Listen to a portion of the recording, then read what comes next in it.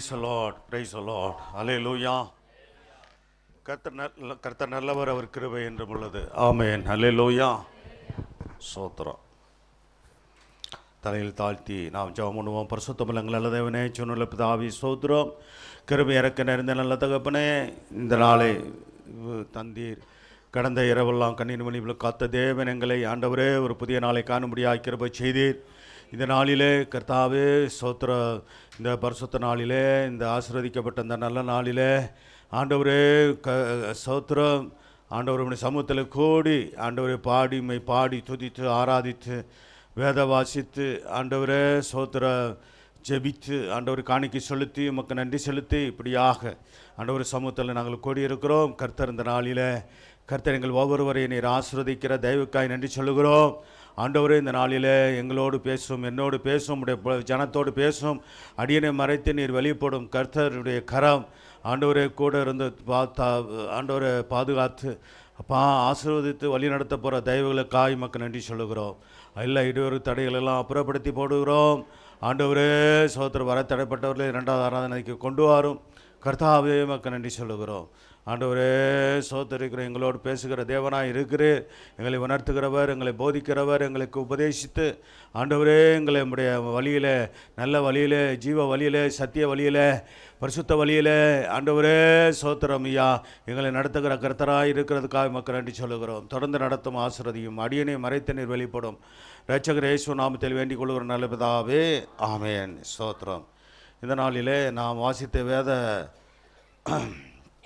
வேத பகுதியின் அடிப்படையில் நாம் சத்தியங்களை தியானிக்க இருக்கிறோம். நாம் கர்த்தராய் இயேசுவின் மூலமாக தேவனுடைய சுதந்திரர்களாக இருக்கிறோம். அல்லேலூயா என்ற காரியங்களை நாம் அறிந்து இந்த சத்தியத்தை தியானிக்க போகிறோம். சோத்திரம். முதல் 2 வசனங்களை நாம் வாசித்த சோத்திரம் லூக்கா 15ஆம் அதிகாரம் 1-2 வசனங்களை வாசிங்கள. சகல ஆயக்காரரும் பாவிகளும் அவருடைய வசனங்களை கேட்கும்படி அவரிடத்துல பாருங்கள். அந்த 2 கூட்டத்தார் சகல ஆயக்காரரும் பாவிகளும் அந்த நாட்களிலே ஆயக்காரர்கள் சோத்திரம் இஸ்ரவேலர்களாலே ஒரு வெறுக்கப்பட்டவர்களாக தான் இருந்தார்கள். ஆயக்காரர்கள் யாரென்றால் ரோம சாம்ராஜ்யத்துக்கு வேலை செய்கிறவர்கள், அதாவது டேக்ஸ் கலெக்டர், வரி வசூலித்து கொடுக்கிறவர்கள். ஆகவே ரோம அரசாங்கத்தையும் வெறுத்தார்கள். அந்த நாளில் இருக்கிற இஸ்ரவேலர்கள் ரோம அரசாங்கத்தில் வேலை செய்தவர்களையும் வெறுத்தார்கள். இன்னும் சொல்லப்போனால் அந்த ஆயக்காரர்கள் என்ன செய்வாங்கலாம், சோதரம் தங்களுக்கு நியமித்திருக்கிற அந்த சோத்திரம் அந்த மதிப்புக்கு மேலே, அந்த பணத்துக்கு மேலே, ஒரு குடும்பத்துக்கு ஒரு அல்லது ஒரு வீட்டாருக்கு இவ்வளோ வரி என்று சொன்னால் சோத்திரம் அதற்கு மேலே வசூல் பண்ணுவாங்களாம். அதனால் வெறுத்தாங்க. அதே போல் தான் சகையு கூட நீங்கள் பார்த்தீங்கன்னா ஆயக்காரின் தலைவன் என்று சொல்லப்பட்டிருக்கும். சோத்திரம் அந்த ஆயக்காரனுடைய தலைவனாக இருந்த சகையு சோத்திரம் யார் எப்படிப்பட்டவன்றால் இது இந்த மாதிரி சோத்திரம் இருந்தவன். அதனால் வெறுத்தார்கள் அந்த நாளில். கொஞ்சம் பிள்ளைகள் அமைதியாக அந்த தம்பியை பார்த்துக்குங்க, சோத்திரம் சத்தம் கொடுக்காதபடிக்கு. சகல ஆயக்காரன். அடுத்து பாவிகளும் பாவிகள் பாருங்கள். சோத்திர அந்த குற்றஞ்சாட்டுக்கிற, குறை சொல்லுகிற சோத்திர அந்த ஜனங்கள் மத்தியில் குறிப்பாக பரிசேயர் சதுசேயர். பரிசேயருடைய ஆவியம் சதுசேயருடைய ஆவியம் பொல்லாதது. அல்லேலூயா. அவருக்கு எப்படிப்பட்டவங்கன்னா ஆண்டவர் இடத்துல குறை கண்டுபிடிக்க பின்னாடியே சுற்றிக்கிட்டு இருக்கிற ஆளுங்க. மட்டுமில்லாமல் ஆண்டவருடைய உபதேசத்தை குறை சொல்லுவாங்க, ஆண்டவருடைய செயல்களில் குறை சொல்லுவாங்க, அவருடைய அப்போஸ்தலருடைய செயல்களை குறை சொல்லிக்கிட்டே இதே வேலையைத்தான் இருந்தாங்க கடைசி வரைக்கும். அவர்கள் தங்களுடைய எண்ணத்தில் என்ன வச்சுருந்தாங்கன்னா, தாங்கள் ரொம்ப சரியான ஆட்கள், பரிசுத்தமான ஆட்கள், நீதியான ஆட்கள். ஆனால் மற்றவர்கள்லாம் யார்? ஆயக்காரர்கள்லாம் பொல்லாதவனுங்க, பாவிகள். அடுத்த லிஸ்ட்டு ஆயக்காரர், கொடுமையாக வரி வசூலிக்கிறவர்கள், இப்படியெல்லாம் சொல்ல இருந்தாலும் அதில் ஒரு சில உண்மைகள் இருந்தாலும் கூட அடுத்து பாவிகளும் அவருடைய வசனங்களை கேட்கும்படி அவரிடத்தில் வந்து சேர்ந்தார்களாம். அல்லேலூயா. பார்த்தீங்களா? அப்போ அவர்கள் எல்லாரையும் அரவணைத்து எப்படியாவது தேவனுடைய பிள்ளைகளாய் மாற்றி அந்த ஆயக்காரர்கள் மனம் திரும்ப, அந்த பாவிகளும் சோத்திர அவரை தேடி வருகிற பாவிகளும் மனம் திரும்ப சோத்திரம். ஆண்டவர் என்ன செஞ்சார்? கர்த்தர் அவர்களுக்கு உபதேசித்தார். ஹல்லேலூயா. வேதவசனம் சொல்கிறது, கர்த்தருக்கு பாவிகளை ரட்சிக்கவே கர்த்தராகிய இயேசு கிறிஸ்து இந்த பூமிக்கு வந்தார். ஹல்லேலூயா. ஆமாம், சோத்திரம். நாம் ஒரு காலத்தில் பாவிகளாக இருந்தோம். நம்மை தேடி ஆண்டவர் வந்தாரே, நம்மை ரட்சித்தாரே, அவர் பிள்ளையாய் மாற்றினாரே. இந்த சோத்திரம். அதாவது பரிசேயர்கள் என்று சொன்னாலே என்ன அர்த்தம்னா, பரிசுத்தத்து மேலே ரொம்ப அக்கறை உள்ளவர்கள் என்று அர்த்தம். ஆனால் உண்மையாகவே உள்ளான பரிசுத்தத்தின் மேலே அவர்கள் அக்கறை வைத்திருந்தார்களா என்றால் இல்லை. வெளிப்புறமான காரியங்கள் மேலே ரொம்ப சுத்தமாக இருக்க விரும்புவாங்க. அடிக்கடி கைகளை கழுவுறது, கால்களை கழுவுறது, பாத்திரங்களை கழுவுகிறது, அப்படியாக அது உடல் அசுத்தத்தை அது அடிக்கடி குளிப்பாங்களோன்னு தெரில. அப்படிலாம் அவங்க வெளி சுத்தத்தை குறித்து தான் அக்கறை உள்ளவர்களாக இருந்தாலுங்களே, அது பரிசுத்தம் இல்லை. வெளியே நம்ம சுத்திகரித்து கொள்கிறோம்னா அது பரிசுத்தமா? இல்லை, நம்ம சுத்திகரித்து கொள்கிறோம். அதாவது என்னென்னு கேட்டால், நம்முடைய உடலை ஆரோக்கியமாக வைத்து கொள்வதற்கு நம்ம குளிக்கணும். கர்த்தர் நம்முடைய உடலை என்ன பண்ணணும்? ஆமாம், சுத்தப்படுத்தி வைத்து கொள்கிறது அவசியம். அது பரிசுத்தம் அல்ல. அது அவசியம்தான். நம்ம உடலை சுத்தமாக வைத்துக் கொள்கிற அவசியம்தான். ஆனால் தேவன் பார்க்கறது சரீரத்தை அல்ல, நம்முடைய உள்ளத்தை. அல்லேலூயா. நம்முடைய இருதயத்தை தான் பார்க்குறார். ஆகவே அடுத்த வசனம் கூட வாசிக்கலாம். லூக்கா 15:2. வேதபாரகர் முறுமுறுத்து,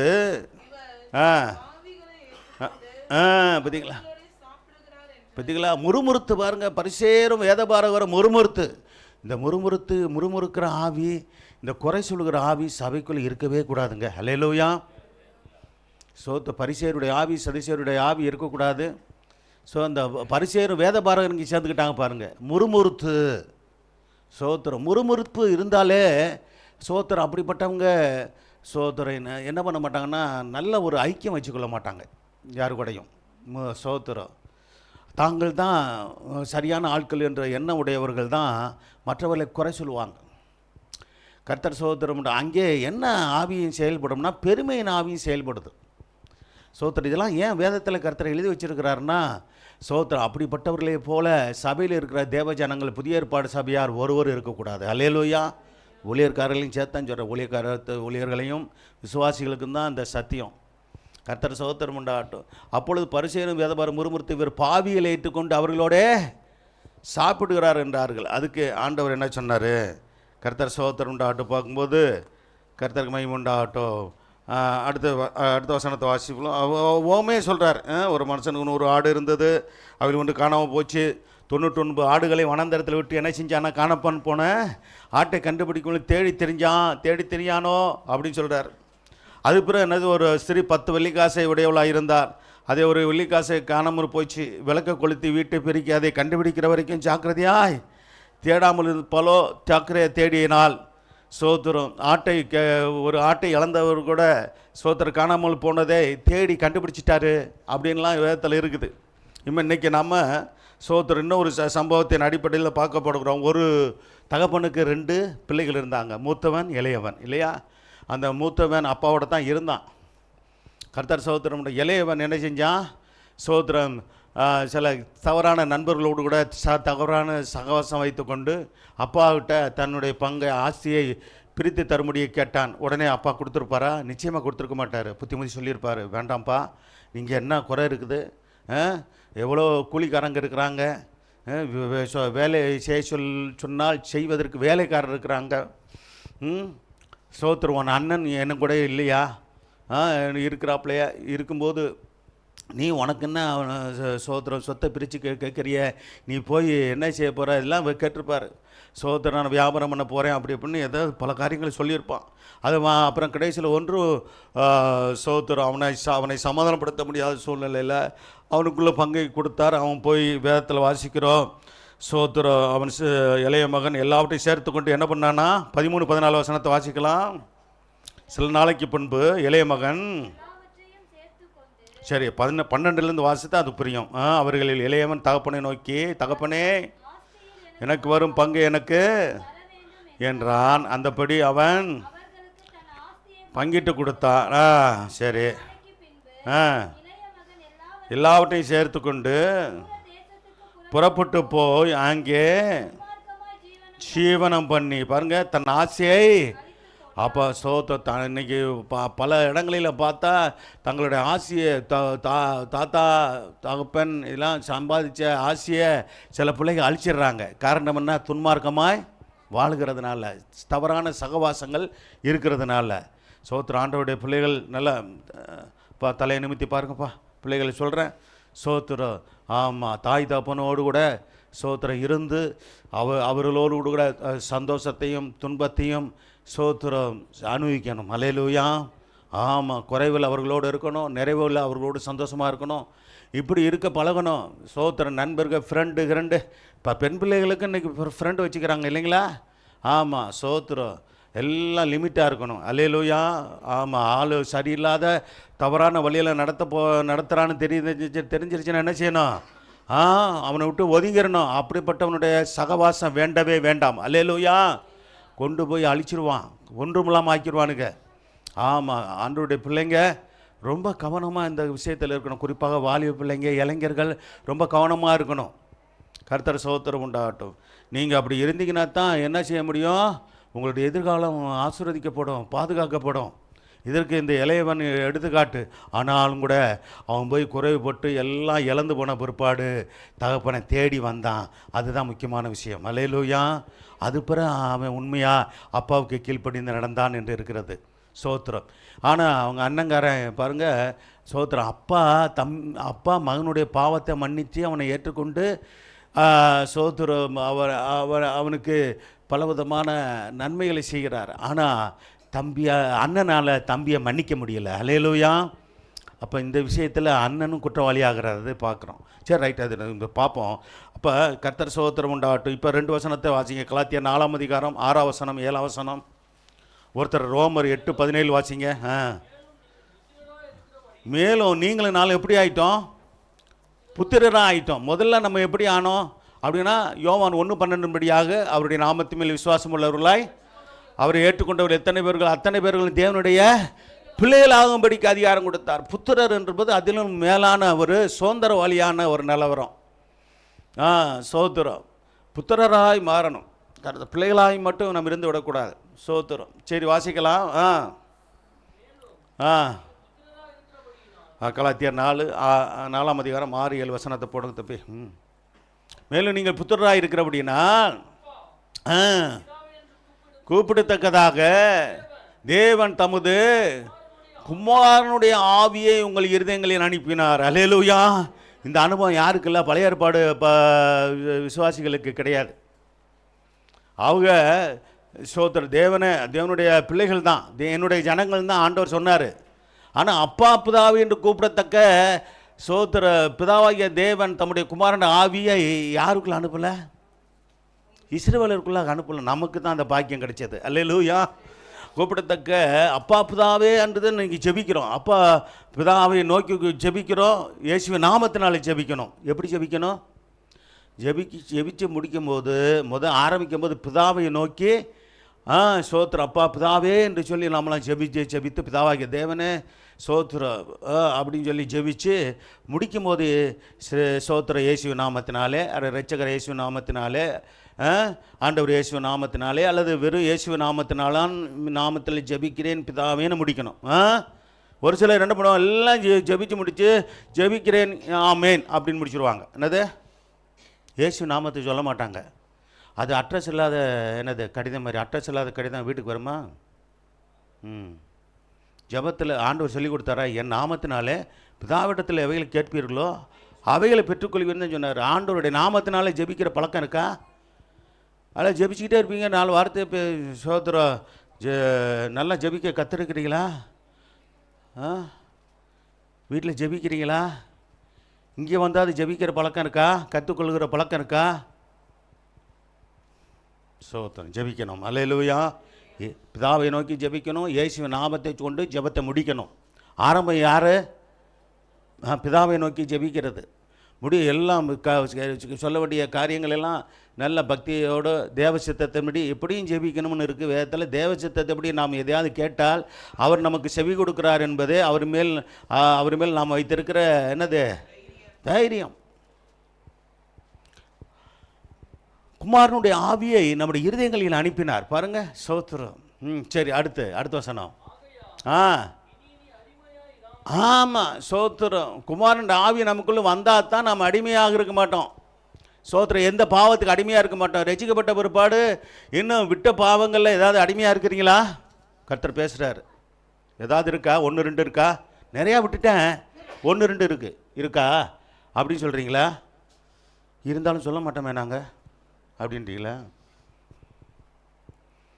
1 2 கூட இருக்கக்கூடாது. அல்லேலூயா. ரட்சிக்கப்பட்ட பிறகு ஆண்டவருடைய பிள்ளை. ஆமாம், ஆண்டவர் அதுக்கு தான் தினமும் ஜெபிக்கணும். ஆண்டவரே ஏதாவது 1 2 போராடிக்கிட்டு இருக்கா, விட முடியாதபடிக்கு ஸ்தோத்திரம். அப்படி உலகத்தை நோக்கி இழுக்கும். எப்படி ஃப்ரெண்டு இழுக்கிறானோ, ஏண்டா டாஸ்மாக் கடைக்கு போவோம் வரியாடா, அப்படியே போயிட்டு வருவான், கொஞ்சம் போட்ட. ஆமாம், ஸ்தோத்திரம். அப்படியே ஜம்முன்னு இருக்குன்ட்டான்னா. ஆமாம், ஜம்முன்னு கொண்டு போயிடுவான். எதுக்கு?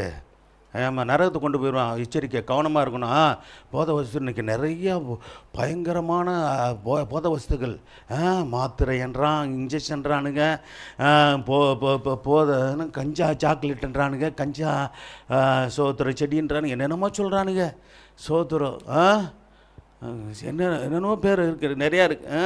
சோத்திரம். இது எல்லாம் ஏதோ ஒரு விதத்தில் இன்றைக்கி இந்தியாவில் பார்த்தீங்கன்னா, நம்ம இந்திய தேசத்தில் இப்படி போதைக்கு அடிமையாக இருக்கிறவர்கள் கோடி பேர். அல்லேலூயா.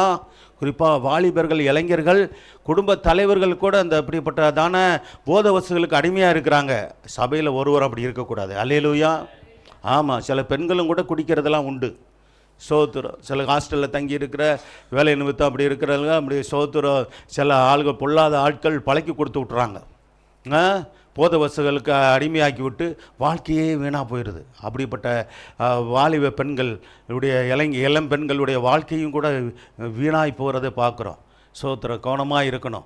ஆகையால் இனி ஒருவரும் சோத்திரம். இந்த சத்தியத்தை கேட்கிற எல்லாருக்கும் நான் சொல்லுகிற வார்த்தை, கர்த்தருடைய வார்த்தை என்னவென்றால், சபையில் இருக்கிறவர்களாக இருக்கட்டும், சோத்திரம், சபைக்கு வெளியே இந்த வார்த்தையை கேட்குறவர்களாக இருக்கட்டும், கர்த்தர் சோத்திரம் உண்ட கர்த்தர் நம்மை அடிமையாக எந்த பாவத்துக்கும், பாவம் செய்கிற எவனும் பாவத்துக்கு அடிமை, பாவம் செய்கிற எவர்களும் பிசாசுக்கு, சொல்லுங்களேன் வாயை திறந்து, பாவம் செய்கிற எவர்களும் பாவத்துக்கு அடிமை, பாவம் செய்கிறவர்கள் எவரும் பிசாசுக்கு அடிமை. ஆமாம், நாம் யாருக்கு அடிமையாக இருக்கணும்? நம்முடைய ஆண்டவராகிய கர்த்தருக்கே. அல்லேலூயா. நம்முடைய ஆண்டவராகிய இயேசுவுக்கே நம்ம அடிமையாக இருக்கணும். இல்லாமல் பாவத்திற்கல்ல, பிசாசுக்கல்ல, இன்னும் சொல்ல போனால் மனுஷர்களுக்கும் இல்லை. வேதம் சொல்லுகிற மனுஷர்களுக்கு அடிமைகள் ஆகாதிருங்கள் அப்படின்னு இருக்குது வேதத்தில். ஆகையால் நீ அடிமையாக இராமல் புத்திரனாக இருக்கிறாய், புத்திரியாக இருக்கிறாய். நீ புத்திரனே ஆனால் கிறிஸ்து மூலமாய் தேவனுடைய சுதந்திரவாளி என்னன்னுட்டா, தாப்பனுடைய சொத்துக்கு, ஆஸ்திக்கு, அவருடைய எல்லா சோத்திரம் பெற்ற தாய் தகப்பனுக்கு பிள்ளைகள் சுதந்திரவாளிகள் இல்லையா? ஆமாம், எல்லாருக்கும் கர்த்தருடைய கிருபையால் அநேகருக்கு சோத்திரம் கல்யாணம் ஆகி உங்களுக்கு குழந்தைகள் உண்டு, பிள்ளைகள் உண்டு. பிள்ளைகளுக்கு கல்யாணம் ஆகி சோத்திர பேர பிள்ளைகள் உள்ளவர்களாம் உண்டு, நாங்கள் உட்பட. சோத்திரம்.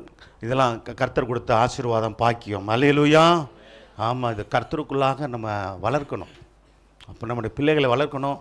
பிள்ளைகள் கல்யாணம் ஆகி இப்போ பேர பிள்ளைகள் வரும்போது பேர பிள்ளைகளையும் கர்த்தருக்குள்ளாக வளர்க்கணும். சோத்திரம். ஆமாம், பாவத்துக்கு அடிமையாகி வாழாதபடிக்கு கண்காணிக்கணும். சோத்திரம். ஆமாம், பிசாசுக்கு அடிமையாய் இராதபடிக்கு நம்ம என்ன பண்ணணும்? பெற்றோர்கள் கவனித்து ஆலோசனை சொல்லுங்கள். சபை ஆலோசனை சொல்லுகிறது, ஊழியர்காரர் மூலமாக கர்த்தர் ஆலோசனை சொல்லுகிறார். சோத்திரம். இன்னும் சொல்ல போனால், எந்த நண்பனுக்கும் நல்ல நண்பனோடு கூட பழகுங்க. தவறான ஆள்களாக அவர்களை விட்டு உறவை உடனே துண்டித்து வெளியே வந்துடணும். அல்லேலூயா. தப்பான ஆளுகளோடு கூட நீங்கள் வச்சுக்கிட்டிங்கன்னா உங்கள் எதிர்காலமே வீணாக போயிடும். அப்போ ஆண் பிள்ளைகளுக்கும் சரி, பெண் பிள்ளைகளுக்கும் சரி. சோத்திரம். அந்த ஆண்டவரோடு நீங்கள் நெருங்க சோத்திரம். தேவையில்லாத சோத்திரம் இந்த சகவாசங்களையெல்லாம் கர்த்தர் வெட்டி எரிஞ்சிட்டு விடுவார். அல்லேலூயா. ஆமாம், சோத்திரம். கர்த்தருக்கு மகிமை உண்டாகட்டும். நல்ல கர்த்தரோடு இணைஞ்சு வாழுங்க. ஆண்டவர் நல்ல ஆலோசனை கொடுத்து உங்கள் எதிர்காலங்களே சோத்திரம் அருமையாக சோத்திரம் நடத்துவதை உங்கள் கண்கள் காணும். அல்லேலூயா. பெற்றோர்கள் பார்த்து சந்தோஷப்படுவாங்க. சோத்திரம். அப்போ சபைக்குள்ளே கர்த்தர் கொண்டு வர்றாருன்னா நம்ம எவ்வளோ சோத்திரம். ஆமாம், கர்த்தருடைய சுதந்திரவாளியாய் நாம் இருந்து கர்த்தருக்கு கனி கொடுக்க சாட்சியாய் வாழ நாம் ஆசீர்வதிக்கப்பட நம்முடைய சந்ததிகள் பிள்ளைகள் சோத்திரம் எல்லாரும் ஆசீர்வதிக்கப்படவே சோத்திரம் கர்த்தர் விரும்புகிறார் என்பதை பெற்றோர்கள் அறிந்து கொள்ள வேண்டும், பிள்ளைகள் அறிந்து கொள்ள வேண்டும். அல்லேலூயா, கர்த்தர் சோத்திரம் உண்டாகட்டும். சரி, இப்போ பாருங்கள், தேவனுடைய சபையில் 3 கூட்டத்தார் இருப்பார்கள் சோத்திரம். ஒன்று கூலிக்காரர்கள். லூக்கா 15ஆம் அதிகாரம் 17ஆம் வசனம்.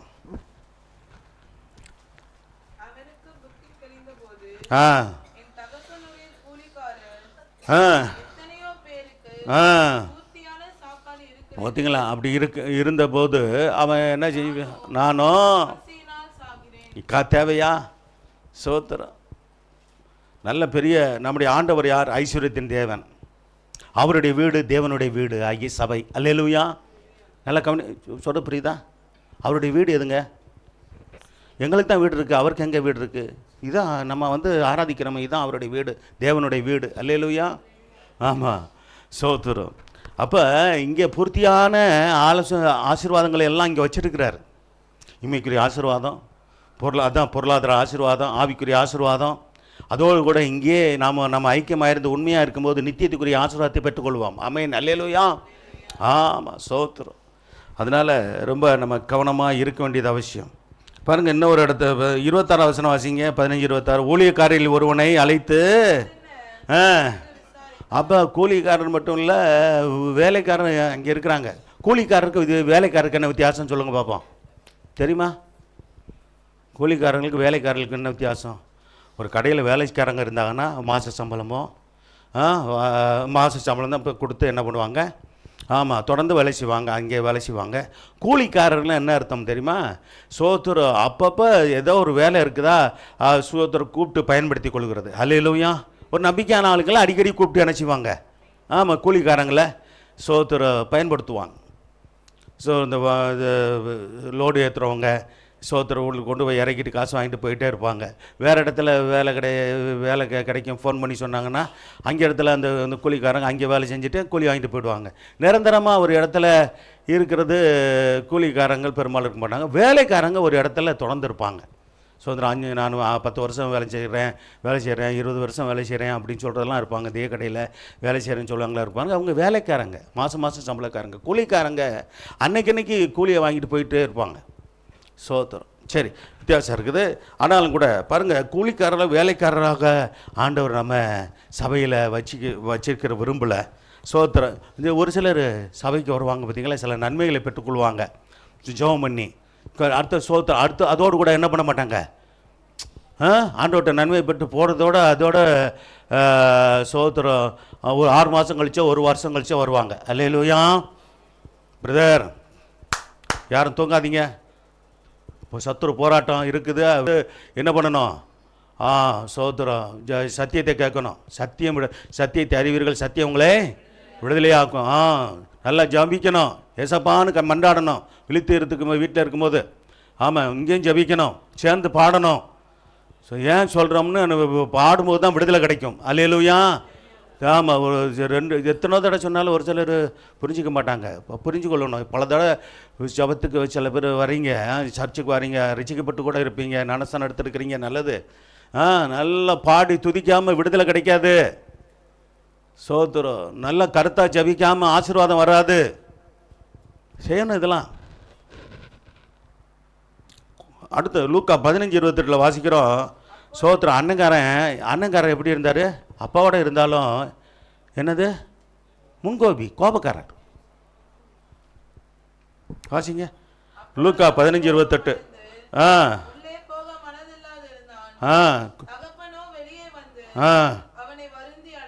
அல்லேலூயா. நல்லா கோபப்படுற ஆளுகளை, முன்கோபியாக இருக்கிறவங்க கையை வர்த்தி அல்லேலூயா சொல்லுங்கள்.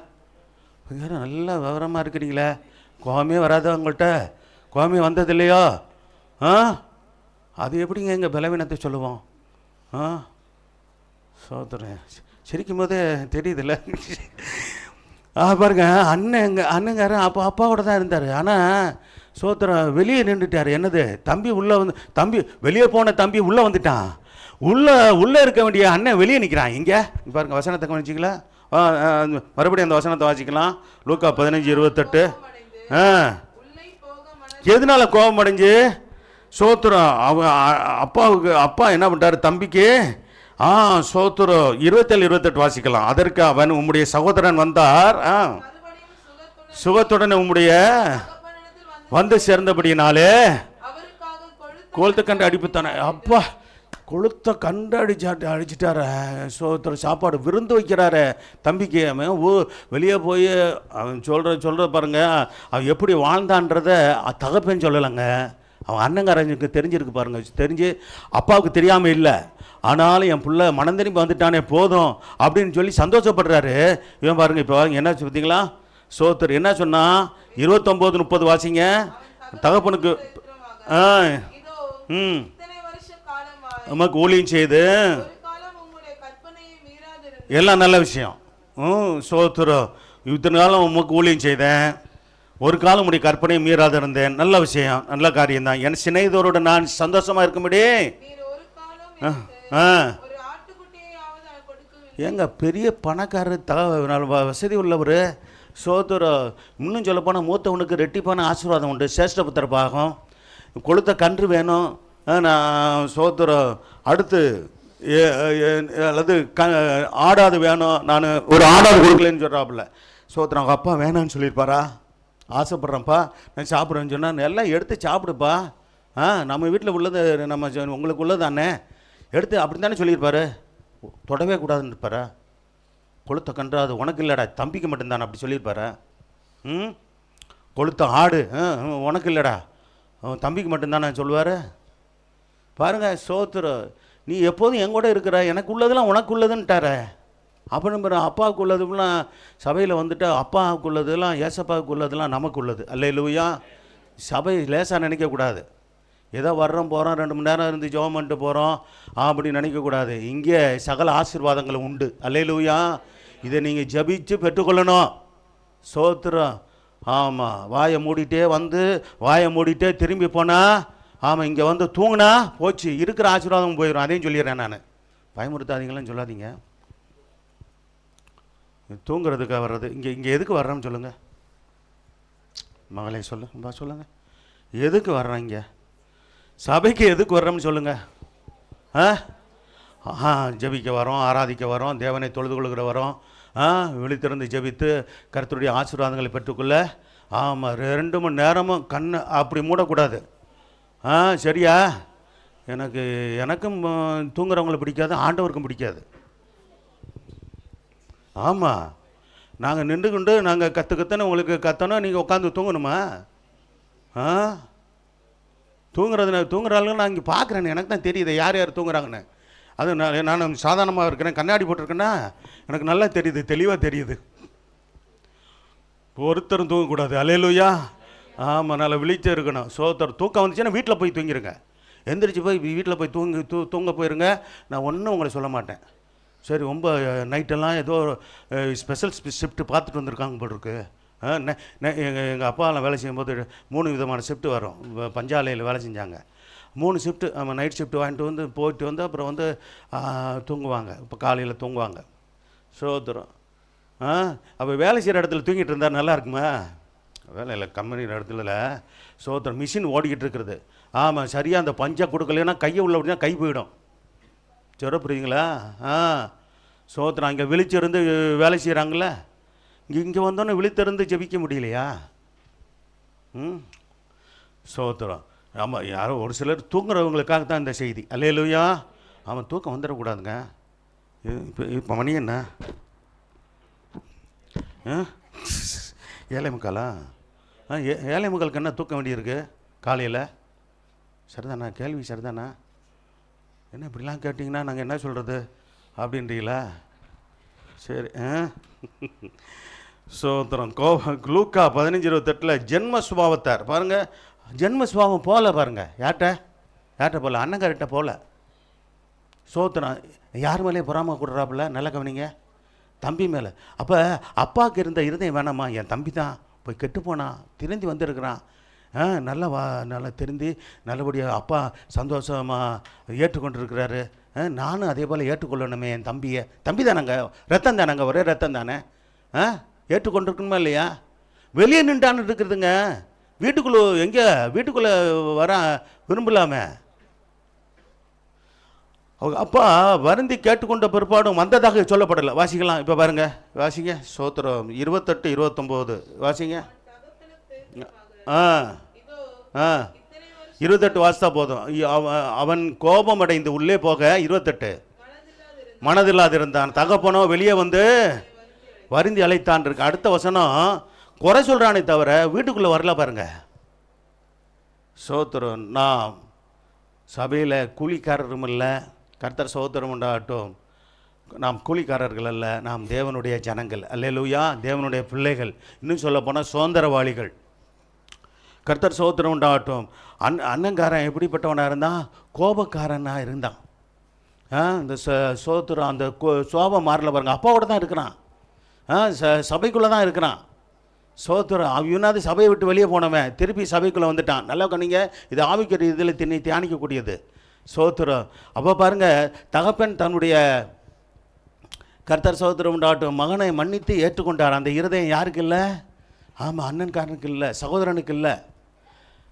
சரி, ரைட்டு, வீட்டுக்கு வந்தாச்சு. இப்போ சோத்திரம் என்ன பண்ணியிருக்கணும்? ஆமாம், அண்ணனுக்கு உள்ள அந்த சொத்து பூரா அவனுக்கு உரியதாக ரெட்டிப்பாக வந்திருக்கும். யார்? பழைய ஏற்பாட்டு காலத்தில் கர்த்தர் சோத்திரம் உண்டாகட்டும் மூத்தவனுக்கு வந்து சோத்திரம் இரட்டிப்பான சுதந்திரம் கொடுக்கப்படும். கர்த்தர் சோத்திரம் உண்டா சேஷ்டபுத்திர பாகம்னு அதை கூட அவன் பெற்றுக்கொண்டதாக தெரியல. ஏன்னா உள்ளே போகலன்னு அடுத்து நீங்கள் வசனத்தில் வாசிங்கன்னா அவன் வீட்டுக்குள்ளே அப்பா கெஞ்சி கேட்டுக்கொண்டும் உள்ளே போனதாக தெரியல, வெளியே தான் நின்றுருக்கான். ஒருவேளை நான் சரி கோச்சிட்டு வேற எங்கேயும் வீடை கட்டிட்டு போயிட்டானான்னு தெரில. சோத்திரம். சரி, எப்படியோ சரி. இப்போ விஷயத்துக்கு வருவோம். சுதந்திரவாளிகள். லூக்கா 15:31. அப்படிப்பட்டவங்கள நீங்களும் நாளும் இருக்கணும், சுதந்திரவாளிகளாக இருக்கணும். வாசிக்கல லூக்கா 15:30. இருக்கிறாய். எப்போதும் இருந்தவன் தான் வெளியே நின்று அவன் தம்பி மேலே கோவப்பட்டு வெளியே நின்றுட்டான். இவன் வெளியே போனவன் சோத்திர நிரந்தரமாக அப்பாவோட வீட்டுக்குள்ளே வந்துட்டான். அல்லேலூயா. ஆமாம், தேவனுடைய வீட்டுக்குள்ளே கடைசி வரை இருக்கிற ஒரு பாக்கியவானுங்கள். அல்லேலூயா. சில பேர் அப்போ திடீர்னு என்னது பண்ணுவாங்க, குறிப்பு சேர்த்துக்கிட்டு கோஷி சேர்த்துக்கிட்டு என்னது, ஆமாம் ஒருத்தர் பின்னாடி போங்க, அவங்க நரகத்துக்கு போனாலும் இவங்களும் போயிடுவாங்கன்னு நினைக்கிறேன். அப்படி தான் சபையை உடைச்சிட்டு சில பேர் போகிறது. தெரியுமா உங்களுக்கு? ஆமாம், மூத்த குமாரன் மாதிரியே கோபப்படுறது. சத்தியத்தை சொன்னால் ஒரு சிலருக்கு கோபம், புத்திமதி சொன்னால் ஒரு சிலருக்கு பிடிக்காது, எரிச்சல், பொறாமை, தாப்ப மேலே பொறாமை. சோத்துரம். தாப்பனாகிய கர்த்தர் மேலே கோவப்படுறவங்க உண்டு. என்ன ஆண்டவர் எனக்கு செஞ்சிட்டாரு அப்படின்னு சொல்கிற ஆட்கள் உண்டு. போதை கொடுக்குற கல் அதுவும் வெள்ளைய நேரத்தில் தான் இருக்குது, அதை குடிச்சிடலாமா? ரொம்ப கவனமாக இருந்து உங்களை காத்துக்கொள்ளுங்க. அல்லேலூயா. சோத்திரம். அதுக்கு மேலே நீங்கள் போய் இல்லை அப்படிலாம் இல்லை இதெல்லாம் பண்ணுறதில்ல. வேதனையோடு சொல்கிறாரு, சபையில் வில்லைகள்லாம் எழுமிட்டாங்க. சினிமாவில் வில்லன்கள் வெளியே இருக்கிற போல் சபைக்குள்ளே எந்த வில்லனும் இருக்கக்கூடாது, வில்லியும் இருக்கக்கூடாது. அல்லேலூயா. நான் தேவனுடைய சுதந்திரவாளி. அல்லேலூயா. சொல்லுங்கள், நான் தேவனுடைய பிள்ளையாக இருப்பேன். சொல்லுங்களேன், நான் தேவனுடைய பிள்ளையாக இருப்பேன், நான் தேவனுடைய சுதந்திரவாளியாக இருப்பேன். அல்லேலூயா. நான் தேவனுடைய புத்திரனாய் புத்திரியாக இருப்பேன். அல்லேலூயா. இந்த நிலையை கடைசி வரைக்கும் காத்துக்கொள்ளுங்க. இது சபை பாதிக்கப்படுகிறதுக்கு யாராவது ஒருத்தர் உங்களுக்கு தெரிஞ்சு போங்க, பேச்சிலே தெரிஞ்சு போவோம். அவன் எந்த வேறு சபைக்கு நம்ம சபையிலேருந்து இன்னொரு சபைக்கு போகிற விசுவாசியாக இருந்தாலும் கட் பண்ணுங்கன்றேன் நான். அது உங்களுக்கு ஆசீர்வாதம். அல்லேலூயா. ஆமாம், சோத்திரம். எவனும் சும்மா செய்ய போகிறதில்ல இல்லையா? ஒரு வேலை என்ன சும்மா செய்கிறாங்களா? செய்ய மாட்டாங்கல்ல. அது இன்னொரு இடத்துல போயிட்டு நம்ம சோத்திரம் நம்ம வேலையை பார்த்துட்டு போக வேண்டியது, நம்ம காரியத்தை பார்த்துட்டு போயிட்டே இருக்க வேண்டியது தானே. அப்பா வீட்டில் உள்ள தேவ சபையில் உள்ள ஆசீர்வாதங்கள் என்ன தெரியுமா? சோத்திரம். தேவனுடைய சபையில் இருக்கிற ஆசீர்வாதங்களை கவனிங்க. 7 விதமான ஆசீர்வாதம். அதை பெற்றுக்கொண்டவன் யாருன்னா இந்த இளையகுமாரன் தான், மூத்த குமாரன் இல்லை. ஆமாம், மூத்த குமாரன். நான் யார் தெரியுமா? ஆமாம், நான் அந்த விசுவாசியாக்கும். ஆமாம், இதெல்லாமே அவன் சொல்லிட்டு இருந்துருக்கிறான். பாருங்கள், நான் சபையில் இருக்கிற எல்லாரை காட்டிலும் நான் காணிக்க கொடுத்தனாக்கும். என்னத்தை கொடுத்த நீ? சோத்திரம். சபையை அங்கே கட்டுமான சில காரியம் இருக்கும்போது என்கிட்ட வந்து எவ்வளோ தந்திரமாக பேசினான் தெரியுமா அவன். தெரிஞ்சுக்கோங்க ஆளுகளை பற்றி. சில ஆளுகளை பற்றி இன்றைக்கி ஆண்டவர் பேச சொல்கிறாரு. ஆமாம் சோத்திரம். 10,000 ரூபா தரேன்ப்பா, நான் கடன் வாங்கி தரேன். 10,000 ரூபா அவன் கடன் வாங்கி தரானா. ஏன்னா கட்டுறதுக்கு என்கிட்ட கையில் காசு இல்லை. உன்னை யார் கேட்டா? கடன் வாங்கி கொண்டு வந்து கொடுக்க சொல்லி யாரையா கேட்டா? கடைசி வரைக்கும் வாங்கலைங்க நான். அந்த வேலையை வேணாம் பிரதர், உங்கள்கிட்ட இருந்தால் நீங்கள் கொடுங்க, இல்லையா சோத்திரம். அதனால் ஒன்றும் இல்லை. கர்த்தர் யாரை கொண்டு தேவையில்லை சந்திப்பார். அவன்கிட்ட இல்லாமல் இல்லை. அவன் பாருங்கள் எப்படி போட்டு வாங்குறான் பாருங்கள். வேணா சொல்லுங்கள், நான் அப்போ நான் வட்டியை என்னை கட்ட சொல்லுவான் போல் இருக்கு. நீங்கள் உங்களுக்கு வாங்கி கொடுத்துட்றேன், வட்டியை நீங்கள் கட்டுங்க.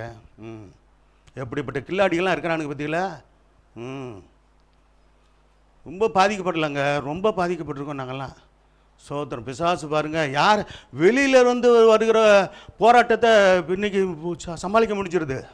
வெளியில் வந்து வருகிற எதிர்ப்பு, உள்ளே இருந்து கிளம்புற எதிர்ப்புகள் தான் ரொம்ப வேதனையாக இருக்குது. சோத்திரம். ஒரு ஊழியக்காரனை வேதனைப்படுத்தினா சோத்திரம், உண்மையை சொல்கிறேன், அவர்கள் நல்லா இருப்பதில்லை. நான் நல்லா இருக்க மாட்டேன்னு சொல்ல மாட்டேன், நல்லா இருப்பதில்லை, நான் பார்த்துட்டேன். அல்லேலூயா. வேண்டாம். அல்லேலூயா. தேவனுக்கு விரோதமாக ஒரு நாள் செயல்படக்கூடாது. தேவனுடைய சபைக்கு விரோதமாக ஒரு நாள் செயல்படக்கூடாது. ஊழியக்காரங்கள் விரோதமாக, குடும்பத்துக்கு விரோதமாக, இன்னும் சபையில் இருக்க மற்ற விசுவாசிக்கு விரோதமாக செயல்படக்கூடாதுங்க. தேவனுக்கு பயந்து நீதியாக நடந்தால் நாம் பாக்கியவான்களாக இருப்போம். அல்லேலூயா. அப்போ தான் சுதந்திர வழிகளாக இருக்க முடியும். கிறிஸ்தவ வாழ்க்கை என்பது சும்மா சாதாரண வாழ்க்கைன்னு நினைக்காதீங்க. சவால் நிறைந்த, நீதி நிறைந்த, உண்மை நிறைந்த, உத்தமம் நிறைந்த, பரிசுத்தம் நிறைந்த, சோத்திர ஒழுக்கம் நிறைந்த வாழ்க்கை தான் கிறிஸ்தவ வாழ்க்கை. அல்லேலூயா. அப்படின்னாலும் இப்போ இங்கே இருக்கிற யாரோ ஒருத்தர் இருக்கிறாங்கன்னு சொல்ல வரல. இங்கே யாரோ இங்கே இப்போ நான் ஒரு நல்ல ஜாமெண்ட்டை வந்தேன் கண்ணீரோடு. ஆண்டவர் புதிய இடத்துக்கு போகிறோம், இந்த இடத்துல ஒருத்தரும் எழும்பக்கூடாது ஆண்டவரே. அல்லேலூயா. சபைக்கு விரோதமாக ஒருத்தரும், ஆமாம், இது வரைக்கும் தெரியல, இனிமேலும் தெரியக்கூடாது, என் கண்கள் காணாது இருப்பதாக. அல்லேலூயா. ஆமாம், உங்களை பரிசுத்தவாட்டிகளாக, நல்ல சுதந்திரவாளிகளாக கடைசி வரையும் கண்ணு மூடு வரைக்கும் நான் பார்ப்பேனாக. அல்லேலூயா. ஆமாம், அவளை நொந்து போயிருக்கிறாங்க. சபையை நடத்துறது சிலர் என்ன நினச்சிக்கிறாங்க, சோத்திரம் சபை நடத்தினா நிறைய காணிக்க வரும், நல்லா இருக்கிறாங்க அப்படின்னு நினச்சிக்கிறேன். இல்லை, எங்களுக்கு வருகிற போராட்டங்கள், எங்களுக்கு வர கஷ்டங்கள் இதெல்லாம் எங்களுக்கு தான் தெரியும், உங்களுக்கு விசுவாசிகளுக்கு தெரியாது. ஸோ இது பெரும்பாலும் சொல்ல மாட்டோம் நாங்கள் எங்களுக்கு இருக்கிற கஷ்டங்கள். அல்லேலூயா. ஆமாம், சோத்திரம். கர்த்தரிடத்துல நாங்கள் சொல்லி பழக்கம். நீங்களும் உங்களுக்கு கஷ்டங்கள் முதல்ல கர்த்தரிடத்துல சொல்லுங்கள், அடுத்த ஊழியக்கார்ட்ட வந்து சொல்லுங்கள், உங்களுக்காக ஜெபிப்போம். அல்லேலூயா. எப்போதும் கர்த்தர்கிட்ட சொல்லி பழகணும். கர்த்தர் சோத்திரம் உண்டாகட்டும். இப்போ பாருங்க, லூக்கா 15:20. சீக்கிரம் சில வசனங்கள் வாசிங்க.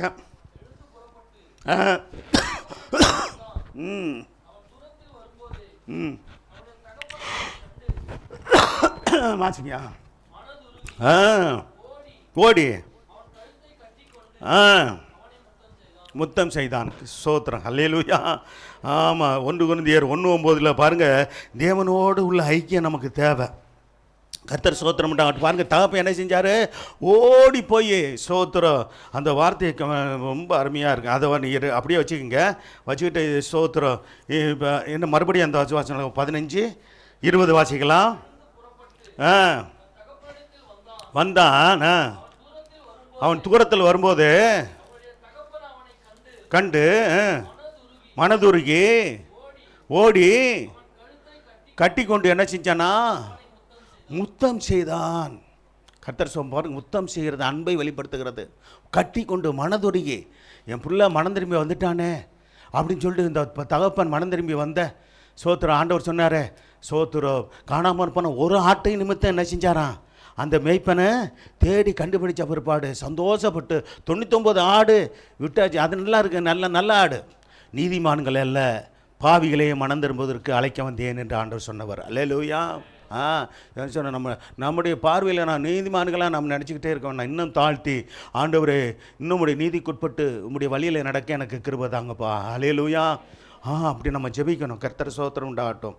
அப்போ அடுத்து பார்த்தீங்கன்னா 1 கொரிந்தியர் 1:9 வாசிக்கலாம். தம்முடைய குமாரனா பிதாவாகிய தேவனுடைய குமாரனும் ஆகிய நம்முடைய ஆண்டவராக இயேசு கிறிஸ்துவை குறித்து சொல்லப்பட்டிருக்கு. நம்முடைய கர்த்தரமாக இருக்கிற இயேசு கிறிஸ்துவனுடைய ஐக்கியமாக இருப்பதுக்கு உங்களை அழைத்த தேவன் எப்படிப்பட்டவர், உண்மையுள்ளவர். ஆமென். அல்லேலூயா. உண்மையுள்ள தேவனுங்க, நம்மை அழைத்த தேவன் உண்மையுள்ளவர். கர்த்தர் சோத்திரம் உண்டாகட்டும். கர்த்தர் அப்போ அந்த ஐக்கியம், அப்பா வீட்டில் தான் ஆசீர்வாதங்களும் இருக்கிறது. நாம் கர்த்தருடைய பிள்ளைகள் ஒருவருக்கு ஒரு ஐக்கியமாக இருக்க வேண்டியது அவசியமாக இருக்கிறது. அல்லேலூயா. ஐக்கியத்தை கெடுக்கிறதுக்கு யாராவது வெளி சபையாரோ சோத்திரம் நம்ம சொன்ன வெளி சபையாரன்னு எடுத்துக்கொள்வோம். வெளியே இருக்கிற அவிசுவாசிகளோ யாராவது காரியங்களை சொன்னாங்கன்னா காதில் வாங்காதீங்க. சோத்திரம் நீங்கள் கர்த்தருக்கு பயந்து அப்படிப்பட்ட அந்நிய உறவுகளை சோத்திரம் அவிசுவாசிகளோ விசுவாசிகளோ அவர்களுடைய உறவுகளை துண்டித்து விடுங்கள். அல்லேலூயா. அவர்களோடு உண்டு அவர்கள் அந்தந்த சபையார் அந்தந்த சபைக்கு போகட்டும். சோத்திரம் சரி, கர்த்தருக்கு மகிமை உண்டாகட்டும். இங்கே உள்ளவர்கள் இங்கே நம்ம உண்மையாக இருக்கிறீங்களான்னு தான் கர்த்தர் பார்க்குறாரு. அல்லேலூயா. நான் இந்த சபையில் உண்மையான ஊழியக்காரனாக இருக்கிறேன்னா, நீங்கள் இந்த சபையில் உண்மையான விசுவாசிகளாக இருக்கிறீங்களா, இதை தான் கர்த்தர் பார்ப்பார். சரி, அடுத்து பாருங்கள். லூக்கா 15:22 உயர்ந்த வஸ்திரம் ஒன்று சோத்திரம் ஐக்கியம் கிடைச்சிச்சு அவனுக்கு. ரெண்டாம் ஆசீர்வாதம் என்னது? உயர்ந்த வஸ்திரம் அணிவிக்கப்பட்டது. வெளிப்படுத்தல் 3 லூக்கா 15:22 முதல்ல வாசிக்கலாம். தகப்பன் நோக்கி உயர்ந்த வஸ்திரத்தை கொண்டு வந்து என்ன செய்யுங்க? உடுத்தி. ஏன்னா அது வரைக்கும் எந்த வஸ்திரம் எங்க பண்ணி மேய்ச்சான்னு இருக்குதா? நம்ம வாசித்தோமே, அவன் என்ன நிலை எல்லாத்தையும் இழந்து போய் வேசிகளோடு அங்கே சொல்லப்பட்டிருக்கிற வார்த்தை அவங்க அண்ணங்காரன் பாருங்க எல்லாம் விசாரித்து அறிஞ்சிருக்கிறான். சோத்து அந்த வசனத்தை வாசிக்கலாம். இவன் எல்லாத்தையும் இழந்து வேசிகளோடு தன்னுடைய எல்லாத்தையும் இழந்து வந்தான் அப்படின்னு சொல்கிறான் பாருங்க. வேசிகளிடத்தில் ஆமாம், நீர் சம்பாதிச்சு வச்ச ஆசையாக பங்கா வாங்கிட்டு போனவன் வேசி. நல்லா இன்றைக்கி பாருங்கள், இன்றைக்கி அவன் சோத்திரம் 3 வித பாவத்தினால தான் இன்றைக்கி பயங்கரமான என்னது நிற்கதியான நிலைக்கு பல பேர் வந்திருக்கிறது. அப்போ நீங்கள் பார்க்கலாம் பாருங்கள். மண்ணாசை, பெண்ணாசை, பொன்னாசைன்னு சொல்லுவாங்க. வேதத்தில் உலக மாமிசம் விசாசு, கண்கள் நிச்சை, மாம்சத்தின் நிச்சை, ஜீவனத்தின் பெருமை, இதெல்லாம் சோத்திரம் கீழே கொண்டு வந்து நிறுத்திடுவோம் ஒரு மனுஷனையும். ரொம்ப தேவனுக்கு பயந்து நடக்கணும் நம்ம. கர்த்தர் சோத்திரம் உண்டாகட்டும். ஆசைகளை அழித்து போட்ட வாசிக்கலாம். உம்முடைய குமாரனாக இவன் வந்த உடனே கொளுத்த கன்றை என்ன செஞ்சீரு நீரே? அழுத்திட்டு அடித்து விருந்து கொண்டு கொடுக்குறீரே அப்படின்னு சொல்லி பொறாமை கொள்ளுகிறான். உடன் பிறந்த சௌரம் மேலே பொறாமை கொள்ளுகிறான். சோத்திரம் இன்னைக்கு சோத்திரம் அப்படிலாம் பொறாமை கொள்கிற ஆள்கள் உண்டு. ஊழியர்கள் மேலே விசுவாசிகள் பொறாமை கொள்கிறவர்கள் உண்டு. சக விசுவாசி மேலே சக விசுவாசி பொறாமை கொள்கிறவர்கள் உண்டு. சோத்திரம் ஆமாம், அப்படி நம்முடைய சபையில் ஒருத்தர் இருக்கக்கூடாது. அல்லேலூயா. இருக்கவே கூடாது. நம்ம எல்லாரும் ஒரு தகப்பனுடைய பிள்ளைங்க. நம்ம ஆண்டவராக இயேசுவின் ரத்தத்தாலே மீட்டெடுக்கப்பட்ட அவருடைய சொந்த ஜனம், சுதந்திரவாளிகள். அல்லேலூயா. நம்ம ஒருவரை என்ன பண்ணக்கூடாது? கசப்பு வச்சுக்க கூடாது, விரோதம் வச்சுக்க கூடாது. சோத்திரம். இப்போ சத்தியத்தை சொல்கிறதுனால என்னை சத்துருவை நீங்கள் நினைக்கக்கூடாது. அதையும் சொல்லிடுறேன். ஒரு சில சம்பவங்களை சொல்கிறது நீங்கள் எச்சரிப்பாக இருக்கிறதுக்கு தான். அப்படிப்பட்ட ஆளுகளுக்கு நீங்கள் சோத்திரம் நான் விசாரப்படுத்தும் போது நீங்கள் என்ன செய்வீங்க? இப்படிப்பட்ட ஆளுகளை. ஏன்னா ஒரு சிலருடைய மாய்மாலமாக நடப்பாங்க. உள்ளே ஒன்று வைத்து வெளியே ஒன்று கபடமாக அவங்களுடைய வாழ்க்கை பேச்செல்லாம் இருக்கும். சோத்திரம் நீங்கள் என்ன பண்ணுவீங்க? நல்லா பேசுகிறாரு இந்த பிரதர், நல்லா பேசுகிறாங்களே இந்த சிஸ்டர், நல்லா பேசட்டும். ஆனால் சோத்திரம் பகுத்தறிகிற வரம் நம்மளுக்குள்ளே கிரியை செய்யணும். என்னது? வேதத்தில் ஒரு வரம் இருக்குது. என்ன வரதுன்னா, நீங்கள் முதல் அபிஷேக வரத்தை பெறுங்க, அடுத்து பகுத்தறி வரையத்துக்கு அடுத்து போகலாம். அபிஷேகத்தை பெற்றுக்கொண்ட இப்போ எனக்கு ஆவியானவர் எனக்கு உணர்த்துகிற காரியங்கள் உண்டு, ஏவுதலை கொடுக்கறது உண்டு, பகுத்தறிகிற காரியம் உண்டு. என்ன இப்போ பேசும்போதே அவங்க என்ன நோக்கத்தோடு பேசுகிறாங்கன்றதை கூட கண்டுபிடிச்சிடலாம். தெரியுமா? அவங்களுக்கு கர்த்தரோடு நெருங்கி ஜீவிக்கிறவர்களுக்கு இந்த அனுபவம் வந்துடும், உங்களுக்கும் கிடைக்கும். அல்லேலூயா. உயர்ந்த அவசரத்தை அணிவிக்க சொன்னார் இல்லையா? லூக்கா 15:22 முழுமையாக அவசாச்சா?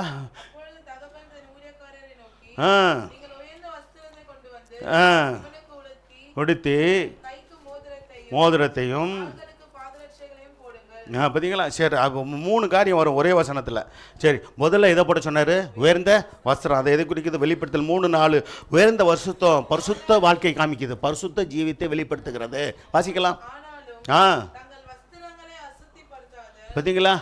பரிசுத்த வாழ்க்கை இப்போ பாருங்க, நம்ம ட்ரெஸ்ஸு அசுசிப்படுத்திட்டா அழுக்காயிருச்சுன்னா அது வெள்ளைன்றது சீக்கிரம் அழுக்காகும். இது என்ன செய்கிறோம்? வீட்டில் போய் துவைக்கிறோமா, துவைச்சி போட்டு வரோமா, அல்லது கலராக இருந்தாலும் அழுக்கு என்ன செய்யும்? படத்தான் செய்யும். தினமும் அன்றைக்கு உடுத்துகிற வஸ்திரங்களே நம்ம என்ன துவைச்சி சுத்தமாக இருக்கிறோம், நாமளும் குளித்து சுத்தமாக இருக்கிறோம். இது இருக்கிறது அவசியம். அல்லேலூயா. அப்போ உயர்ந்த வஸ்திரத்தை அணிவிங்கன்னு சொல்கிறார். உயர்ந்த வாழ்க்கை என்பது பரிசுத்தமாய் தேவனுக்காக வாழ்கிற வாழ்க்கை தான். அல்லேலூயா. பரிசுத்த ஜீவியம், பரிசுத்த வாழ்க்கையை குறிக்குது. சோத்திரம். தங்கள் வஸ்திரங்களை அசுசிப்படுத்தாத சில பேர் சொல்கிறாரு சர்தையில் உனக்கு உண்டு. அப்போ சில பேர் சபையில் இருக்கக்கூடாது, பல பேர் இருக்கணும். இன்னும் சொல்ல போனால் சபையில் இருக்கிற எல்லாருமே தங்கள் வஸ்திரங்களை அசுசிப்படுத்தாத பரிசுத்தர்களாக இருக்க வேண்டும். அல்லேலூயா. நான் உட்பட நீங்கள் உட்பட. அல்லேலூயா.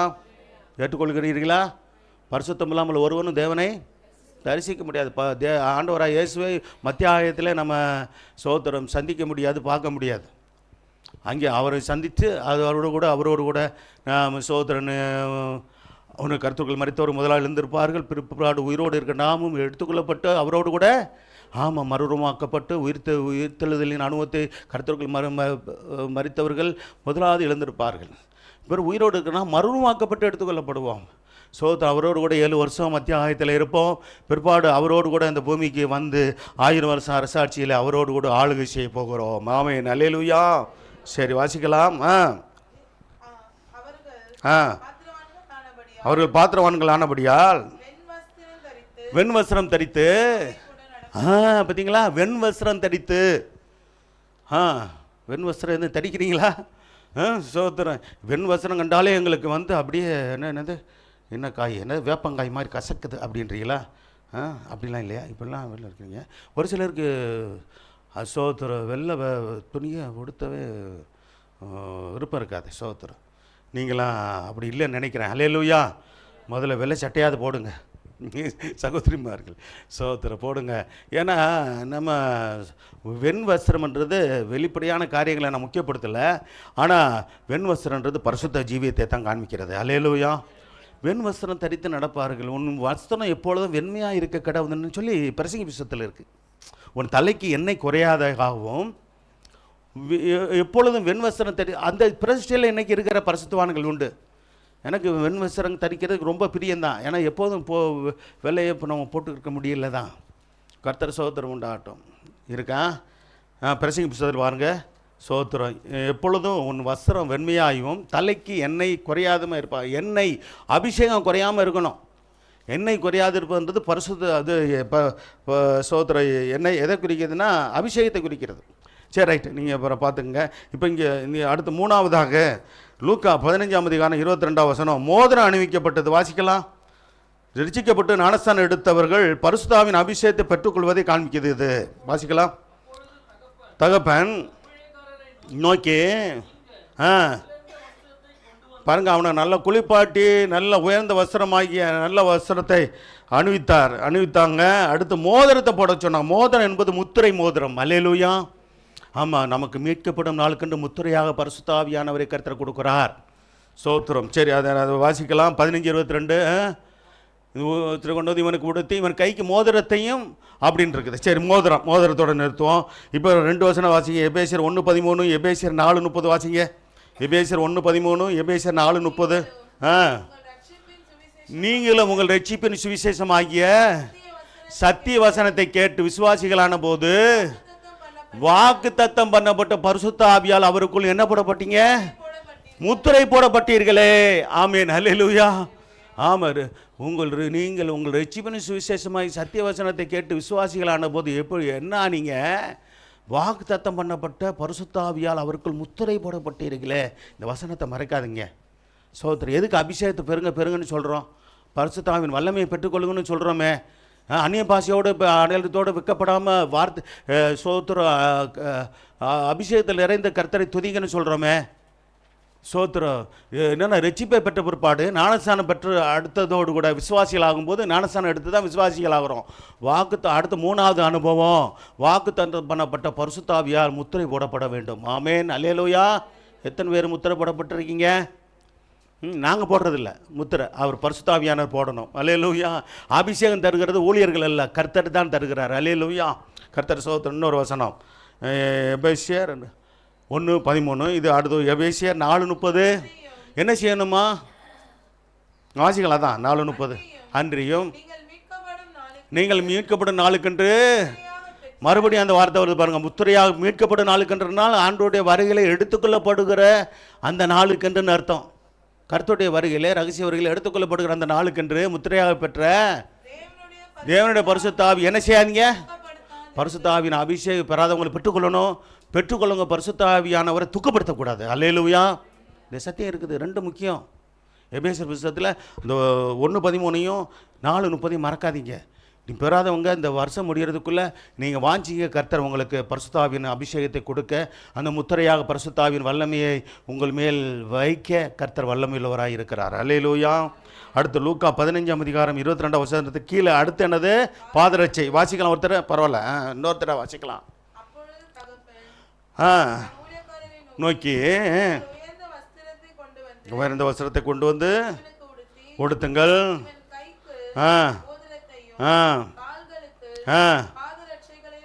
பாதரட்சை. சோத்திரம். எபேசியர் புத்தகத்தில் சொல்லப்பட்ட பாதரட்சை என்பது சுவிசேஷ அறிவிக்க ஆயத்தம் என்கிற பாதரட்சை. இது இங்கே அதை குறிக்கப்படலை. நல்ல கவனிங்க. பாதரட்சை என்று பாதரட்சையுடைய காரணம், அதோடைய அவசியம் என்ன சொல்லுங்கள் பார்ப்போம். பேசணும். ஏன்னா பேசினா தான் நீங்கள் எந்த அளவுக்கு வசனத்தை புரிஞ்சுட்டீங்க. பாதரட்சைனா தெரியுதா? செருப்பல் இல்லாட்டி ஷூ போடுற பழக்கம் இருக்கா? நல்லது, அவசியம். சோத்திரம். செருப்பை தான் போடுறீங்களா? செருப்பு போடாமல் நடக்கிற பழக்கம் உண்டா? ஒரு சிலர் அப்படிலாம் இருக்கவே கூடாது, செருப்பு போடாமல் இருக்கக்கூடாது, செருப்பு போட்டு பழகணும். சிறு வயதுலேருந்து பிள்ளைகளை பழக்கணும். ஏன்னா சோத்து ரோட்டில் என்ன கிடக்குது? முள், கல், பீங்காங்கோடு இதெல்லாம் இருக்குமா? நம்ம நடக்கும்போது குத்தி காய போடுமா? காயம் உண்டாகுமா? எடுத்து என்னது சோத்திரம், நாய், பன்னி, இப்படிலாம் உலாவும். சோத்திர மாடு இதெல்லாம் ரோட்டில் அசிங்கப்படுத்தி போயிடும். அதில் போட்டு உழைப்பிட்டு என்ன பண்ணுவாங்க? அப்படியே சோத்திரம் சர்ச்சுக்குள்ளே வரும்போது அப்போ கழட்டி போட்டு வந்து அது என்னென்ன அது சோத்திரம், அது என்ன நல்ல வாசனை, செண்டு வாசனை அடிக்கும். சில சபையில் அப்படியே உள்ளே விட்டுறாங்க ஓப்பன் பண்ணி. நீ எப்படி ஷூவில் போட்டுவா, இது ரோட்டில் இருக்கிற அசிங்கெல்லாம். ஆமாம், சோத்திரம் கலட்டி வைக்கிறதுக்கு ஒரு இடம் வேணுங்க. சோத்திரம். உள்ளே ஆராதிக்கிற இடத்துல சோத்திரம் ஆண்டவர் 2-3 இடத்துல சொல்கிறார் வேதத்தில், உன் பாதரட்சைகளை கலட்டு, இது பரிசுத்த பூமி. அல்லேலூயா. ஆமாம். ஆனால் என்னென்ன சோத்திரம், அதெல்லாம் ஒன்றும் தப்பு இல்லைங்க. இவ்வளோ பெரிய கூட்டம் வரும்போதெல்லாம் இது பண்ண முடியாது. அப்படியே நீ என்ன சாணியில் மிதிச்சிட்டு வரியோ, நாய் சாணியில் மிதிக்கிறியோ, இது மாட்டு சாணியில் மிதிச்சிட்டு வரியோ, சோத்திரம் அப்படியே உள்ளவா அப்படின்னு விடுற ஆளுகள்லாம் உண்டு. ஆமாம், அப்படி நம்ம சென்னையெல்லாம் அப்படி சபையெல்லாம் நிறைய உண்டு. சோத்திரம். அப்படியெல்லாம் இல்லை. அதுக்குன்னு ஒரு என்னென்னமோ வசதி பண்ணி கொடுக்குறாங்க. அதுக்குன்னு ஒரு வசதி பண்ணி வெளியே விட்டுட்டு நம்ம சபையில், அந்த சபையிலையும் சரி இந்த சபையிலையும் சரி, ஒருத்தர் ஒரு ஷூவை போட்டு உள்ளே விடுறதில்ல. அல்லேலூயா. ஊழியர்கள் முதற்கொண்டு என்ன பண்ணுறதில்ல யாருமே. ஆமாம், அதை கடைபிடிக்கிறோம். வர்ற ஊழியர்களாக இருந்தாலும் சரி, செய்து கொடுக்குறவங்க யாராக இருந்தாலும் கூட அவங்களுங்க ஷூ போட்டிருந்தாலும் வெளியே கழட்டி வச்சுட்டு தான் வராங்க. கர்த்தர் செருப்பு போட்டிருந்தாலும் வெளியே கழட்டி வச்சுட்டு வராங்க. சோத்திரம். ஆமாம், அப்படி தான் வரணும் கர்த்தர். ஏன்னா சோத்திரம் ஒன்று காயப்படாதபடிக்கு. இன்னொன்று அசுத்தம், தொற்று நோய் வருமா இல்லையாங்க? சோத்திரம். நாய் இதில் காலை மிதிச்சிட்டு வந்து நாயுடைய அசிங்கம். நாய் மட்டுமா, பல விதமான சோத்திரம். எதிர நிறைய நாய் தான் உழவுது. சோத்திரம். தெருவுக்கு தெருவு நாய் தான் கிடக்குது இல்லையா? ஆமாம். எப்படியே தெரியாதனமாக மிதிச்சிட்டு வந்துட்டோம்னா அப்படியே செருப்பில் போட்டு வந்தால் உள்ள தொற்று நோய் வந்துடும். அவங்களுக்கு வந்துடும், மற்றவங்களுக்கு வந்துடும். சிந்திச்சு பார்த்தீங்களா? எதுக்கு நாங்கள் வெளியே போட்டு, நாங்கள் மற்ற சபையை போல் அப்படியே உள்ளே விட்டானா பெரிய பெரிய சபையெல்லாம் உள்ளே விட்டுருக்காங்களே, நீங்கள் என்ன பெரிய புதுசாக சட்டம்லாம் போடுறீங்க, உள்ளே அப்போ செருப்பு போட்டு வரக்கூடாதுன்னு. அப்படின்னு இது வரைக்கும் யாரும் சொல்லலை, சொல்ல மாட்டீங்கன்னு நினைக்கிறேன் இதுக்கு பிற்பாடு. அல்லேலூயா. அப்போ என்னென்னலாம் இருக்குது? செப்பல் போடாமல் வந்தோம்னா முள், கல், சோத்திரம், எத்தி விழுந்து காலெல்லாம் விரலெல்லாம் காயமாகறவெல்லாம் உண்டு பார்த்தீங்களா? பீங்காவோடு இதெல்லாம் குதிச்சுன்னா ரத்தம் வந்துடுது. அதோடு என்னது? தொற்று நோய் வர்றதுக்குரிய வாய்ப்பு. சோத்திரம். பல கழிவுகள் ரோட்டில் தான். சோத்திரம். சில நாய் வளர்க்குற ஆளுங்க நம்ம பாத்ரூம் அதுகளுக்குன்னு பழக்கப்படுத்தி விட்றாங்களாம். சில நாய் ஆனால் இப்போ அதை பழக்கப்படுத்தி விட்றாங்க. சில பேர் பெட்டிலே போட்டு கொஞ்சிக்கிட்டு கிடக்குறாங்க. அதுக்குன்னு தனியாக ஒரு இடத்த போடுறதில்ல. ஃபாரின்லாம் பார்த்தீங்களா? நீ நம்ம பரவாயில்ல, நீங்கள் பரவாயில்ல நாய் வளர்க்குறதில்ல. அங்கே பாருங்கள், இது அது அவங்களுக்கு இவங்க அந்த நாய்க்கு முத்தம் கொடுப்பாங்க. நாக்கை அது முத்தம் கொடுப்பாங்க. அது இவங்க நாக்கில் முத்தம் கொடுக்கும். அப்படியே கட்டி புரளுவாங்க. சோத்திரம். ஆமாம். நாயும் தெரியாது, மனுஷனும் வித்தியாசம் தெரியாது. நாய் எவ்வளோ தான் விலை உயர்ந்த நாயாக இருந்தாலும் நாய் அதோடைய புத்தியை காமிக்கும். அல்லேலூயா. நாய் கடிக்கிற சுவாமுடையது தானே. நாய் வளர்க்குறவங்க, கடிபட்ட ஆளுகள்லாம் எத்தனை பேர் இருக்கிறாங்க? சரி, இதெல்லாம் கவனமாக இருங்க. நாய் நம்ம காக்கிறவர் யாருங்க? நாயா கர்த்தரா? இஸ்ரவேலை காக்கிறவர் உறங்குதும் இல்லை தூங்குறதும் இல்லைன்னு சொல்லியிருக்கும்போது நாய் எங்களை காப்பாற்றுதுங்க, எங்களை காவலாக இருக்குதுங்க அப்படின்னு நினச்சி பேர் நிறைய பேர் என்ன பண்ணுறாங்க? நாய் வளர்க்குறவங்களுக்கு நான் விரோதி அல்ல. சோத்திரம், நான் யாரையும் வீடுக்கெல்லாம் பார்த்து சில பேர் நாய் வளர்த்துலாம் உண்டு, நாயால் கடிபட்டு நாய் வேணான்னு விட்டவங்களும் உண்டு. ஆமாம், எனக்கு தெரியும். சோத்திரம், வேண்டாம் நாய் வேண்டாம் அப்படின்னு என்னுடைய ஆலோசனை கேட்டிங்கன்னா சொல்லுவேன். சோத்திரம், இல்லை நாங்கள் நாய் ஆர்வலர்கள், நாங்கள் அது நாங்கள் என்ன பண்ணுவோம்? சோத்திரம், புள்ள மாதிரி வளர்க்குறோம். ஒரு சிலர் சொல்கிறது பார்க்கணுமே, வாடா வாடி என் செல்லமே, யார எது பிள்ளை இல்லை, பேர பிள்ளை இல்லை, நான் இது நாய் தான் என் புள்ள. ஐயோ, பெத்த பிள்ளைய கூட அப்படி பார்க்க மாட்டாங்க போல் இருக்கு இந்த காலத்தில். யாராவது அப்படி கோச்சிக்கிறாதீங்க. நாய் வளர்க்குறேன், யார் தெரியாது, இப்போ யார் வளர்க்குறீங்கன்னு தெரியாது. உங்கள் வீட்டுக்கு நான் வராதனால எனக்கு தெரியாது, மன்னிச்சு கொள்ளுங்க. சோத்திரம், நாய் வளர்க்குறக்கூடியவங்க வளர்த்துக்கோங்க. அது நல்லது கெட்டது நீங்கள் தான் அனுபவிக்கணும். சோத்திரம். சரி பாருங்கள், அடுத்து என்னது பாதுகாச்சி, அதுக்கு தான் சொல்கிறேன். சோத்திரம். அப்போ தெய்வீக பாதுகாப்பை குறிக்குது. பாதுகாச்சி போகிறது என்னது? பாதுகாப்பு. நமக்கு பாதுகாப்பு, காலுக்கு பாதுகாப்பு கொடுக்கறது, சுத்தமாக வைத்துக்கொள்ள, வேறு சுத்தமாக இருக்கிறதுனால தொற்று நோய் வராதபடிக்கு அதனால் எந்த பாதிப்பு வராதபடிக்கு நம்மை கர்த்தர் பாதுகாக்கிறார். அடுத்து பார்த்திங்கன்னா லூக்கா 15:30 வாசிக்கலாம். வேசிகளிடத்தில் பார்த்தீங்களா, பார்த்தீங்களா, ஆனால் மூத்தவன் வேசிகளிடத்தில் உம்முடைய ஆசையை அழிச்சு போட்டானே, உம்முடைய இளைய மகன், அவனை புகுன்னு விருந்தெல்லாம் வைக்கிறீரு, சோத்திரம் கொளுத்த கண்டு அடிக்கிறீரு, விருந்தெல்லாம் ஸ்பெஷல் விருந்தெல்லாம் நடக்குது அப்படின்னு அவன் கோபக்காரனாகவும் பொறாமைக்காரனாகவும் மாறிட்டான். அதனால் வெளியே நின்ட்டாங்க, சபைக்கு வெளியே நின்ட்டாங்க. ஆமாம், சோத்திரம், ஊழியக்காரமால சில பேருக்கு கோபம், சத்தியத்தை சொன்னால் கோபம், புத்திமதி சொன்னால் கோபம், ஆலோசனை சொன்னால் கோபம் அப்படின்னு சில பேர் சபையில் இல்லாமல் போனவங்களுடைய நிலைமை என்னன்னு கேட்டிங்கன்னா இப்படி தான். அங்கேயும் போய் 4 பொதுவான ஆலோசனை தான் அவர் கொடுப்பார், ஊழியக்காரர் கொடுப்பார். உடனே அதெல்லாம் பிடிக்காது, அதெல்லாம் இப்படிலாம் சொல்லக்கூடாது. கர்த்தர் உன்னை ஆசீர்வதிப்பார், நீ எப்படி வாழ்ந்தாலும் உன்னை ஆசீர்வதிப்பார், நீ மனம் போல வாழு, மனம் போல பாவத்தில் வாழு. சோத்திரம், அவருடைய ரத்தம் ஏற்கனவே உன் பாவத்தை கழுவிருச்சு, இப்போவும் கழுவுது, இனிமேலும் கழுவும் அப்படின்னு சொல்லிட்டானுங்களா ஒரு கூட்டம் கள்ள போதகன்கள். அசிதையாக போச்சு இப்போ. ஆஹா அப்படின்னு சொல்லி அப்படி சபையை தேடி போடுற ஆளுக்கெல்லாம் உண்டு. அப்படிப்பட்ட பரலோகத்தின் நேரம் ஒரு மனுஷனை என்னை வழி நடத்த மாட்டாங்க. அல்லேலூயா. ஆமாம், சோத்திரம். எந்த மனுஷனும் இந்த பாவங்களை அறிக்கையிட்டு மனம் திரும்பி கர்த்தருக்காக பரிசுத்தமாக வாழ நல்ல உறுதியான முடிவெடுத்து வாழுகிறவர்கள் தான் கர்த்தருடைய வருகையில் போக முடியும். அல்லேலூயா. சேங்குண்டவர்கள் தாங்க கர்த்தருடைய வருகையில் போக முடியும். விழுந்து பாவத்தில் விழுந்து எந்திரிக்கிற ஆட்கள் இல்லை. அப்படிப்பட்ட ஆட்கள் சபையில் நிலைச்சிருக்கிறது இல்லை. அதான் சங்கீதம் 1 சொல்கிறது, பாவிகள் நீதிமான்களுடைய சபையில் நிலை நிற்க மாட்டாங்க, நிலை நிற்பது இல்லை. இதான் மாறாத சத்தியம். சரி வாசிக்கலாம். அப்போ 15:30 வாசிச்சாச்சு பார்த்தீங்களா. அடுத்து பார்த்தீங்கன்னா வந்து சங்கீதம் 51:12, லூக்கா 19:6 வாசிங்க. சரி, சங்கீதம் 51:12. சரி, ஒரு வசனம் மட்டும் வாசிங்க போதும். உம்முடைய ரட்சிப்பின் சந்தோஷத்தை திரும்பவும் எனக்கு தந்து. பார்த்தீங்களா, ரட்சிப்பின் சந்தோஷத்தை திரும்பவும் பெற்றுக்கொண்டானா அந்த மனுஷன்? யார்? இளையகுமாரன் பெற்றுக்கொண்டானா? ஏற்கனவே அப்பா வீட்டில் இருந்தவன் தான், ரட்சிக்கப்பட்டவன் தான், பின்மாறி போயிட்டான், திருப்பி வந்து ரட்சிப்பின் சந்தோஷத்தை பெற்றுக்கொண்டானே. பார்த்தீங்களா, அப்பா விட்ட வந்துட்டான். சோத்திரம், அப்பாவை உறுதியாக பிடிச்சிக்கிட்டான். வாசிக்கலாம்.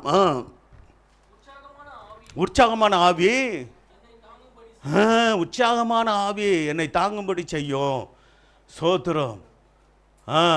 சங்கீதம் 51:1. அது சரி, 51:12 தான். அடுத்து பார்த்தீங்கன்னா லூக்கா 15:28 மூத்த குமாரன் தகப்பனிடத்தில் ரசிச்சான், கோபித்து கொண்டு வெளியே நின்று விட்டான். பார்த்தீங்களா, சோத்திரம், இளைய குமாரன் அப்பாவோட தங்கிட்டான். சோத்திரம், இதனால் என்னாச்சுன்னா சோத்திரம், அவன் அது பிறகு அவங்க மூத்த குமாரனை பற்றி எதுவும் தகவல் இருக்கா? இல்லை. அவன் அப்பா விட்டு போயிட்டான்னு கோச்சிக்கிட்டு அப்பா விட்டு இவன் மேலே இருந்த வெறுப்பில், யார்? தம்பி மேலே இருக்கிற கோபத்திலையும் பொறாமையிலையும் அப்பா விட்டு போயிட்டதாகத்தான் தெரியுது. வருந்தி கூப்பிட்டாருன்னு இருக்குது அவங்க அப்பா, ஆனால் வந்ததாக வேதத்தில் சொல்லப்படலை. அதனால் அந்த விதத்தில் நம்ம தியானிக்கிறோம், இந்த வசனத்தை தியானிக்கிறோம். கர்த்தர் ஸ்தோத்திரம் உண்டாகட்டும். ஆகவே அப்போ போய் பார்த்தீங்கன்னா அப்பாவோட இருக்கிற பிள்ளைக்கு தான் சேஷ்ட புத்திரை பார்க்க போகிறோம். அப்பா இறந்த பிற்பாடு இஸ்ரவேலில் நிலக்கவனிங்க, எப்போ அப்பாவுடைய சேஷ்ட புத்திர பாவம் வரும்னு சொல்கிறாங்கன்னா, அப்பா இறந்த பிற்பாடு மூத்த குமாரனுக்கு வரும். அல்லேலூயா. மூத்த குமாரன் வெளியே நின்றுட்டான், சபைக்கு வெளியே நின்றுட்டான். அப்போ தேவனுடைய ஆசீர்வாதம் அவனுக்கு வராமல் அடுத்து போயிடுச்சு. அது வரைக்கும் பெற்றுக்கொண்டு இருந்தவன் தான். அப்பாவோடு இருந்த வரைக்கும், தேவனோடு இருக்கிற வரைக்கும் ஆசீர்வாதத்தை பெற்றுக்கொள்வோம். எப்போ சபையை விட்டு நம்ம சோத்திரம் நின்று போகிறோமோ, நல்ல கவனிங்க, சபையை விட்டு எப்பொழுது தேவனை விட்டு விலகி போகிறோமோ அன்றைக்கே நமக்கு வருகிற ஆசீர்வாதத்துக்கு முற்றுப்புள்ளி வந்துடும். அல்லேலூயா. தடை வந்துடுங்க. ரொம்ப கவனமாக இருக்கணும். சோதரன், நல்ல தெய்வத்தை அறிந்து கொண்டு இருக்கிறோம், உண்மை தெய்வத்தை அறிந்து கொண்டு இருக்கிறோம். ஜீவனுள்ள தேவனை ரட்சிப்பை தருகிறவரை, நரக அக்கினிக்கு பாவத்திலிருந்தோம், சாபத்திலிருந்தோம், பிசாசின் பிடியிலிருந்தோம், வியாதியின் கொடுமையிலிருந்தோம், நரகத்தின் பிடியிலிருந்தோம் விடுதலையாக்கி ரட்சித்தவரை நாம் பின்பற்றி கொண்டு இருக்கிறோம். முன்வைத்த காலை பின்வைக்காதபடிக்கு தொடர்ந்து அவரை பின்பற்றி ஓடுவோம், ஜெயமான வாழ்க்கை வாழ்வோம். ஜெபம் பண்ணுவோமா? எங்களை நேசிக்க நல்ல ஆண்டவரை நன்றியோடு துதிக்கிறோம், ஸ்தோத்திரம். மனமகிழ்ச்சியான ஆண்டவரை, இந்த நல்ல கால வேலைக்காய் ஸ்தோத்திரம். காலை தோறும் இந்த கிருபைகள் புதிதாக இருக்கிறபடியால் நன்றி சொல்லுகிறோம் ஆண்டவரை. ஆண்டவரே, நாங்கள் மூத்த குமாரனை போல இல்லாதபடிக்கு மனம் திரும்பி வந்த நல்ல இளைய குமாரனை போல எங்கள் ஜீவிய காலம் முழுதும் ஆண்டவரே, அவன் தகப்பன் வீட்டில் அந்த இளைய குமாரன் எல்லா 7 விதமான ஆசீர்வாதங்களை பெற்றுக்கொண்டது போல நாங்களும் 7 விதமான நன்மைகளை, ஆசீர்வாதங்களை சபையிலிருந்து பெற்றுக்கொண்டு தேவனுக்கு சாட்சியாய் வாழ கர்த்தாவே சோத்தரிக்கிறோம் ஆண்டவரே. அப்பா, நடக்க உதவி செய்யுங்க. சபையில் இருக்கிற ஒருவரையாவது ஆண்டவர் சபையை விட்டு வெளியே போனவங்க கர்த்தாவே சோத்திரம் ஐயா. ஆண்டவரே, எரிச்சல் அடைந்து கோபம் அடைந்து அப்பா பொறாமை அடைந்து வெளியே போனவங்க யாரும் சபையில் இருக்கிற ஒருவரை குழப்பி விடாதபடிக்கு கர்த்தாவே சோத்திரம் ஆண்டவரே. தேவன் ஆண்டவரை ஒவ்வொருவரை நீர் பாதுகாத்து பராமரித்து நீர் போஷித்து ஆண்டவரே கர்த்தர் நீர் தெய்வீக பாதுகாப்பை கொடுத்து ஆண்டவரே அபிஷேகத்தை கொடுத்து ரட்சிப்பின் சந்தோஷத்தை திரும்ப தந்து கர்த்தர் நீர் ஆண்டவரை ஒவ்வொருவரையும் உமக்குள்ளாக இன்னும் முன்னேறி செல்ல ஆண்டவரே உடைய சித்தத்தை செய்ய கர்த்தாவே சோத்திரம் ஐயா நீர் வழி நடத்த முடியாது ஜெபிக்கிறோம் ஐயா. வந்திருக்கிற ஒவ்வொரு குழந்தைகள் முதற்கொண்டு பெரியவர்களுக்கு ஆசீர்வதிங்க, தெய்வீக பாதுகாப்பை கொடுங்க, தெய்வீக ஆசீர்வாதத்தை கொடுங்க. அல்லேலூயா சோத்திரம் ஐயா. உமக்குள் நிலைத்து நின்று ஆண்டவரே கனி கொடுத்து சாட்சியாய் வாழ்ந்து உடைய நாமத்தை மகிமைப்படுத்த உதவி செய்து நடத்துங்க. முதல் ஆராதனை ஆசீர்வதித்தது போல அடுத்த ஆராதனையும் ஆசீர்வதித்து தாங்க. சண்டே கிளாஸ் உழைத்து ஆசீர்வதித்து தாங்க. ஜெபங்களும் பதில் தாரும். இரட்சகர் இயேசு நாமத்தில் வேண்டிக் கொள்கிற நல்ல பிதாவே, ஆமென். ஆத்மாவே கர்த்தரை ஸ்தோத்திரம்.